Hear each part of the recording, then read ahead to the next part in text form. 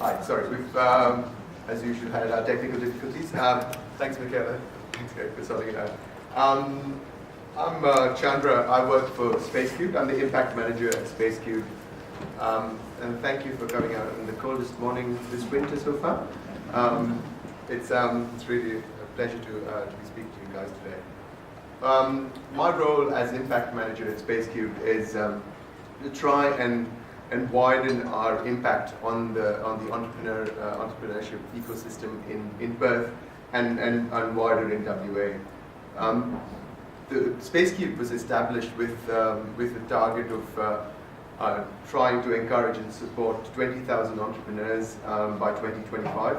And that's entrepreneurs, not just individual startups, but also corporate entrepreneurs. How can we get existing industries to think about how they can innovate and create new products and services that tap a new market, that expand the WA economy beyond the current major sectors that's primarily mining and oil and gas. So the idea was, how can we encourage people, individuals as well as industries, to think outside the box and try and develop new pathways and new employment opportunities to the students of today and the employees of today as well. So Spacecube, for those who aren't familiar with it, we run co-working spaces in the city. We have two spaces in the city on St. George's Terrace, and on either end of the terrace. One of them is called Spacecube and the other one's called Flux. Spacecube was the original setup which works with startups that are at an early stage of development, and Flux works with slightly more mature businesses. It also works with small offices. So we have a number of businesses that work out of Spacecube and Flux that aren't just individuals working on their businesses, but they're groups of businesses. They've got mini offices, but they prefer to work out of one of our spaces because there's access to the community of innovation and entrepreneurship, and often a coffee conversation or a catch-up over the kitchen might lead to a business opportunity for those businesses to work with each other. And that's something that we constantly work towards and endeavor to support. And we also organize events that make those connections, those sometimes those connections that wouldn't happen otherwise, we try and make them happen. So that's a little bit of background about the organization. We've been around for about 5 years. In fact, we've got our 5th birthday party later this week. And we started off with one 500 square meter office space, and by the end of this year we will have about 4,500 square meters of office space that we will be leasing out through subtenancies like co-working, shared office spaces over those two spaces. Part of my work also is working with schools. We run hackathons. I'll run through what a concept of a hackathon is with schools, and we're also working with a number of regional innovation hubs. I've just been to Port Hedland and Newman over the past month, and there are innovation hubs that are being established in these towns in the Pilbara, and we're also working with others in Geraldton and in Bunbury, so we can create this ecosystem for entrepreneurship that's not just restricted to Perth opportunities, but opportunities across WA. This is what Spacecubed looks like, or the original version of Spacecubed, and there's 4 such spaces. We typically we're at capacity in our existing spaces, which is why we're expanding to almost double our spaces by the end of this year. I thought I'd put that picture in because it's a hut. We call that a hut, and it's made with recycled pallets. The idea is it's a portable meeting room. This particular version of this image has beanbags in it, but there's also regular table and chairs. So you could have a meeting inside one of these spaces. It gives you some level of privacy within the co-working space. But apart from that, we've got other meeting rooms which have doors that close. We also have phone booths for you to be able to take a private phone call without disturbing other co-workers. So the atmosphere, and I get asked this question a bit about whether it's noisier in a co-working space than it would in a traditional office, and the answer is no. It's just like a regular work environment. Everyone's professional and goes about their business, and when they've got to take phone calls, they go to the phone booth or they step outside of the kitchen. So it's but there's a certain buzz that you have in a co-working space that you don't find in regular office environments. And I've been to a fair few offices on the terrace over the past 6 months, just talking to people, and I've noticed that there's that energy that you observe in a co-working space, and that's primarily due to the people that work out of there, and that energy they kind of feed off each other as well, which is really great to watch.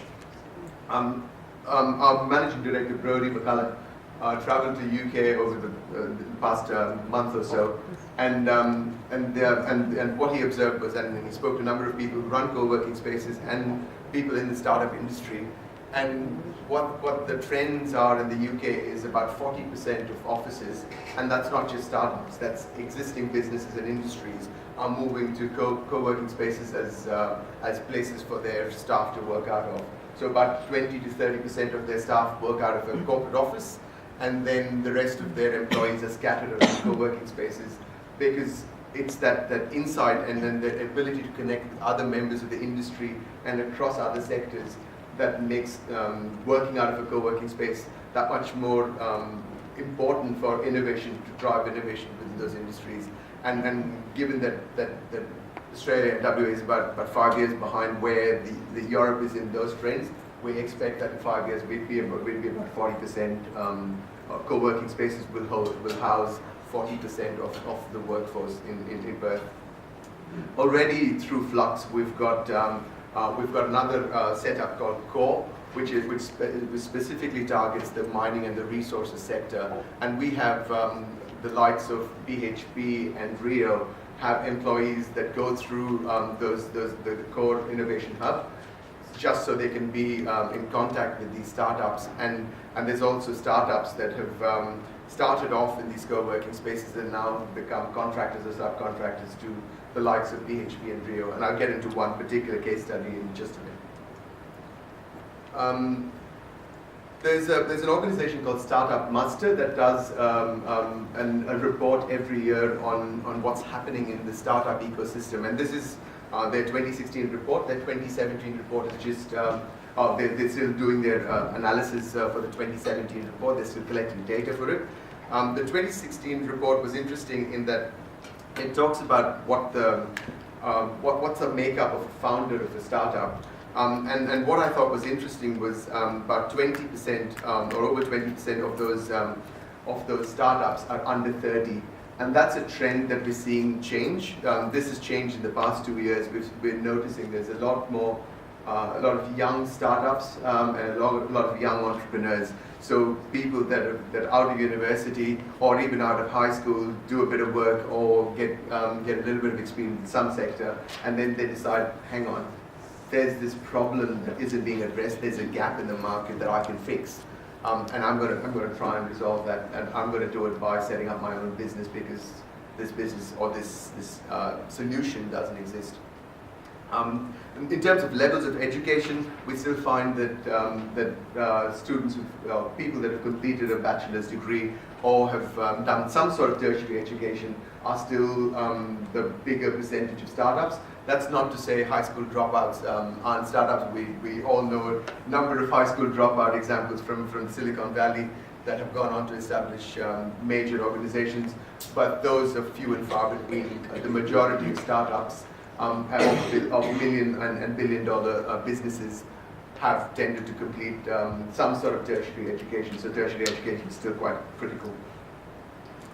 And in terms of what skills they have, so the biggest bar on the left-hand side is general management. So that's a skill that doesn't seem to go away, and that's a skill that exists in current industry. And we notice that that's the number one skill that's available in startups as well.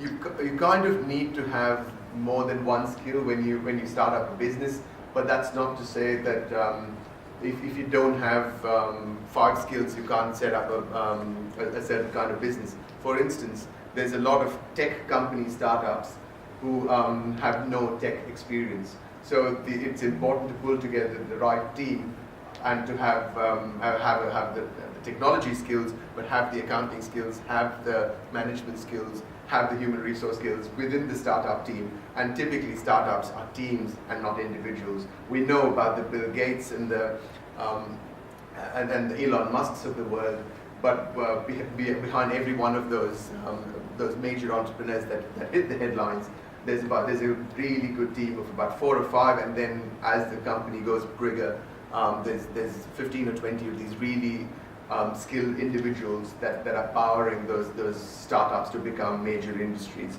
So there is a need for this generalized skill, but individual specific skills are becoming more and more relevant. And this is probably more critical in terms of where students of today need to be over the next 20 or 25 years. And there's been a bit of work on this. There's a lady or a professor called Linda Grattan, based in the UK and pretty much all over the world these days, that's done a bit of work called the future of work. And that's to try and understand what the future of work is going to look like by 2050.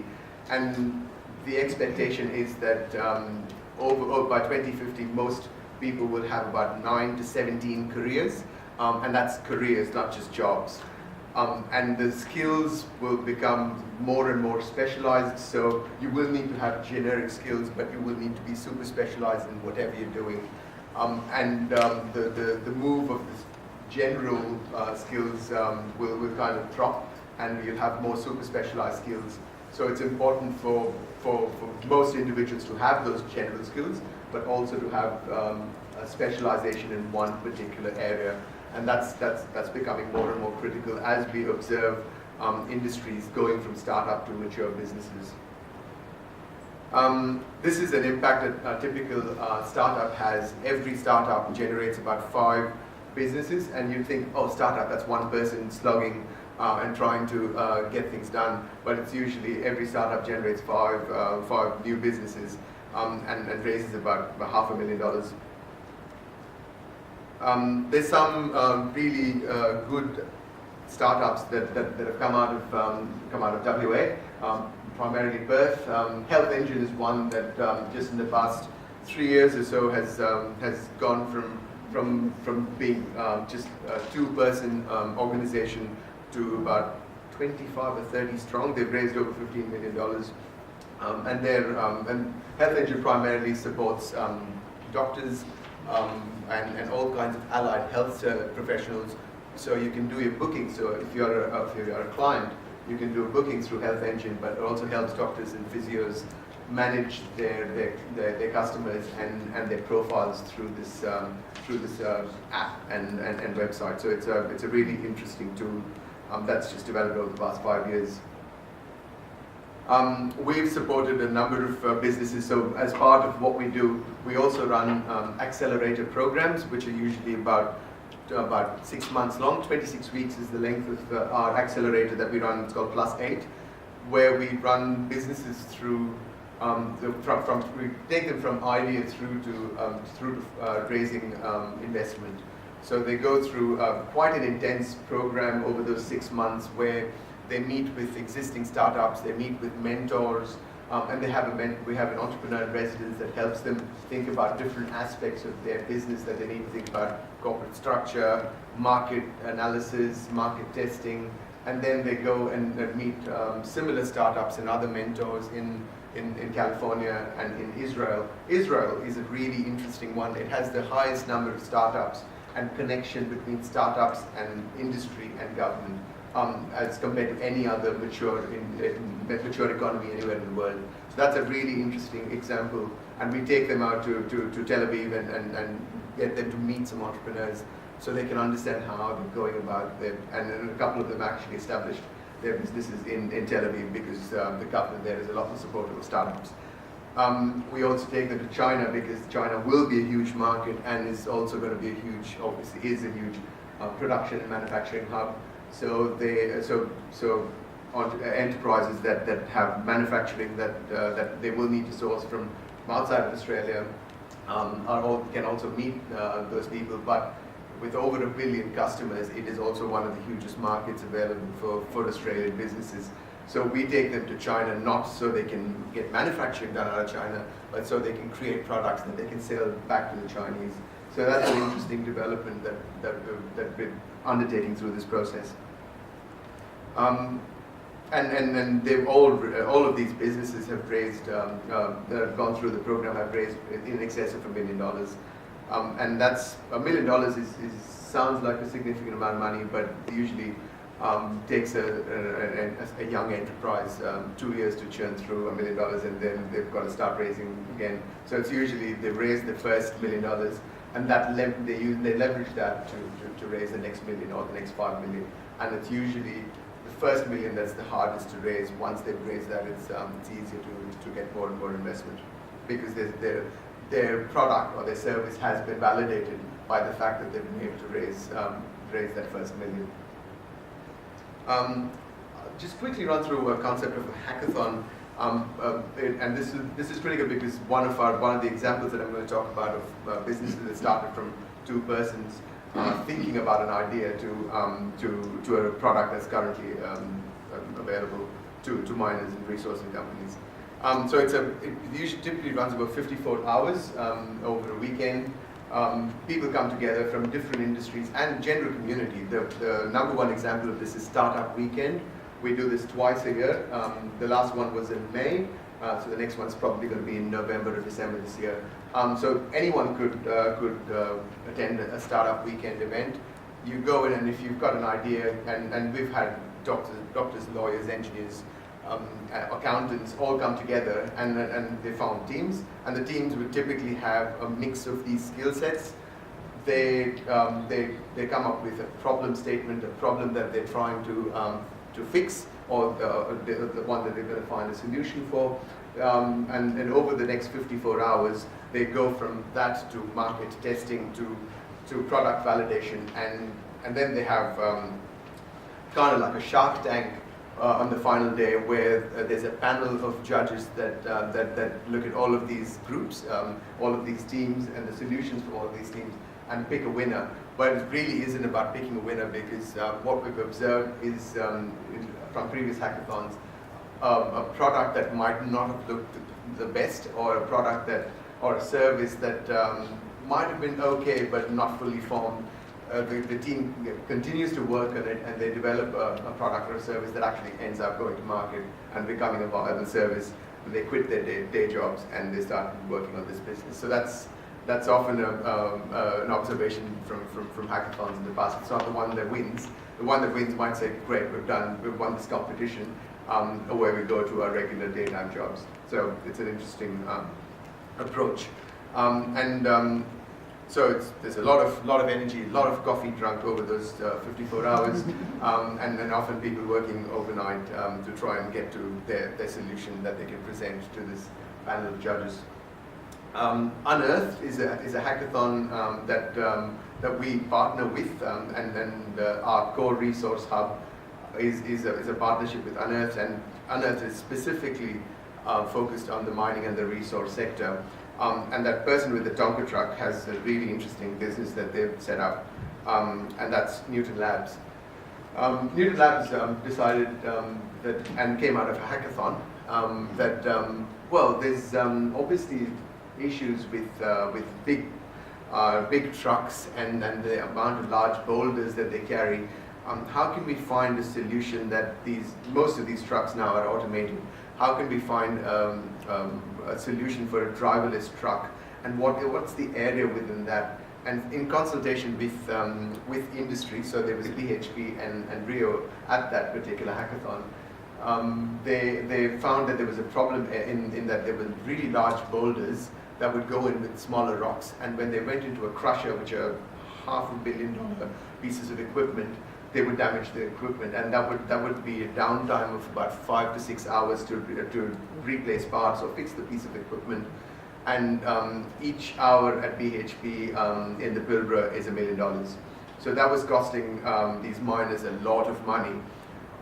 So what the solution that Newton Labs came up with was a small motion detector or a detector that would identify the size of rocks that was fitted into each truck, that would relay that information out to a control center based out of Perth, because the control center based out of Perth controls a lot of mining operations in the Pilbara.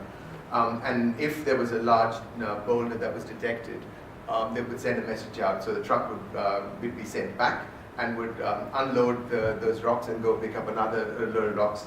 And then it has resulted in significantly lower downtimes in the mining industry, particularly in BHP. So there's just a simple, the simplistic sounding solution, but obviously it's a lot more complex than that. A problem that was identified through one of these problem-solving sessions or hackathons that resulted in a business, and now they're over a $15 million business, and they're direct contractors to BHP. But the important thing for Newton Labs to have worked is they had members that were interested and excited and enthusiastic about what they did. They were looking for opportunities. They had the right skill sets, and that's not just all having a generic skill set. They each had their specific or specialized skill sets, and they were able to connect with others whose help and advice they could use. And they certainly used ours. They worked out of the core resource hub, and they worked out of Spacecubed, and they connected to our mentors and our advisors on how to raise investment and how best to work with the mining company to be able to provide to reach that goal of being a contractor. And this is just another one of those from 2015 that's probably on its way to being a big business. That's pretty much all I have for you. So if you have any questions, I'm happy to take them. Or about the organisation or anything that's happening in the sector? That's up to you. Just a quick question generally. Do you find that you're targeting sort of, is there any gender sort of high levels of males, females participating in Spacecube these days? I sort of was involved a long time ago, and it tended to be sort of more males, less females, and I was just wondering that, do you have any stats on that? And also, I may have missed it, you might have mentioned it, at the age sort of, that sort of profile of people coming? Yeah. So I don't have the 2017 numbers, we just did it at the end of financial year, but we typically have about 40 to 45% of women in working out of the workplaces. We also do a fair bit, so we run programs that specifically target getting women or diversity in fields that typically aren't women focused. Technology is one, so we run a program called Perth Web Girls, which is usually a day-long event where these tech mentors will help women go through a very simple day-long program to understand the basics of coding, and then we've had a few case studies of women who started with that one-day program and have gone on to form careers in the coding and the IT industry. So we're doing a bit to address the diversity, but just working out of our offices, we've got a reasonably good mix of gender. In terms of age, our youngest is probably about 19 or 20, and our oldest member is, I think, 67. And regionally, someone like this? So regionally, we try and work with partners. So we've developed a network of these innovation hubs across WA. It's called Mesh Points, and Mesh Points works with pollinators in Geraldton, Maker and Co in Bunbury, and these new innovations hub that we're just helping set up in the Pilbara. Another question down the back. Yes, you mentioned that you work with schools with the hackathons. Is it a select group of schools, or how do you know if the school is interested? How do you know? The ones that we've done so far, the schools have approached us, and now we're becoming more proactive in approaching schools. So one hackathon we're going to run in October is in parallel in All Saints in Perth, and in Eton Community College in Bunbury, but it's not just for schools, for those particular schools. So they only have about 25% of the total kids participating in that hackathon. There's 4 schools that, and we've decided to keep this geographically located. So 4 schools around All Saints and 4 schools in Bunbury that will participate in those particular hackathons. Where we received a government grant, so we wrote an application to the government to support those particular programs. We're happy to get industry sponsors. Charter Hall, RAC have been really generous in supporting these school hackathons. So we'll continue to run these hackathons, and it's up to schools to get in touch with us. We're reaching out to schools as much as we can and participating in other events that let schools know that there is an opportunity for students to participate in these events. But yeah, by no means is it exclusive. I think I've got one more question. So just a quick question. How do people generally get involved in it? Like, do they just approach you, or so if someone's got an idea, what do they need to do? Get in touch with us. So we can advise them as to when the next hackathon or next event might be. We also run a scholarship program. So for instance, if someone has an idea and they think they might benefit from working out of our co-working spaces and have access to our mentors, we run them through an interview process, and we support usually one new startup every month.